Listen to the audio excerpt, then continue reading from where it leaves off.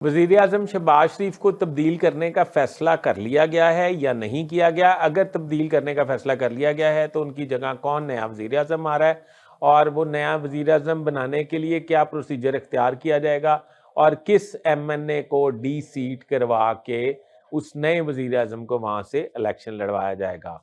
ये सब आज आपकी खिदमत में मैं पेश करूँगा, और मैं ये भी बताऊँगा कि एस्टेब्लिशमेंट और हुकूमत के दरमियान दूरियां जो हैं वो बढ़ती जा रही हैं। बराए मेहरबानी मेरा चैनल सब्सक्राइब कर लीजिए, बेल आइकन के बटन को दबा दीजिए, मैं आपका बड़ा मशकूर रहूँगा, और अपनी कमेंट्स में मेरी रहनुमाई ज़रूर फरमाइएगा।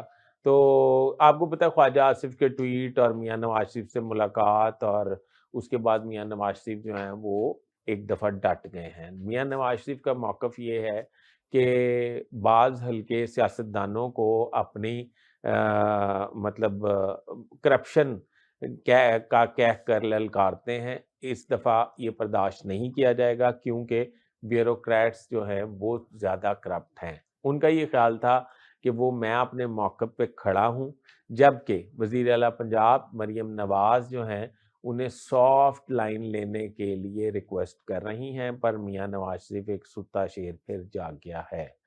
अब सूरत हाल ये है कि इख्तिलाफ़ात की ख़बरें तो आ रही थी, अब इख्तिलाफ़ात तो बढ़ रहे थे। वैसे भी कहते हैं कि जब बाहर कोई दुश्मन ना हो, तो पहले तो सारे मिलके एक दुश्मन को मारते रहते हैं, तो जब कोई दुश्मन ही ना हो, अब तो आपको पता है पीटीआई का सारा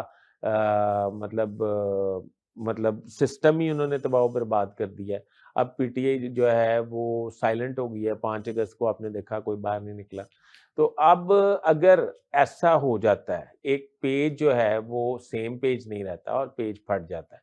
तो कहा ये जा रहा है कि एस्टेब्लिशमेंट के मंजूर नज़र मोहसिन नकवी वज़ीर दाखिला, जिनका ताल्लुक झंग से है, शेख वकास अकरम पीटीआई के मंजूर नज़र, उनका केस स्पीकर को चला गया है, डी सीट करने के हवाले से, नाअहल करने के हवाले से। स्पीकर जो है वो कोई दलील मानने के लिए तैयार नहीं है। मेरे ख्याल आइंदा चंद रोज़ में उनको डी सीट कर दिया जाएगा, और कहने वाले कह रहे हैं कि मोहसिन नकवी झंग से शेख वकास अकरम की जगह इंतखाब में हिस्सा लेंगे एमएनए के तौर पे, और मुंतखब होने के बाद अगर इख्तिलाफात शिद्दत इख्तियार कर गए तो शहबाज शरीफ साहब की जगह मोहसिन नकवी को मुल्क की खिदमत का मौका दिया जाएगा।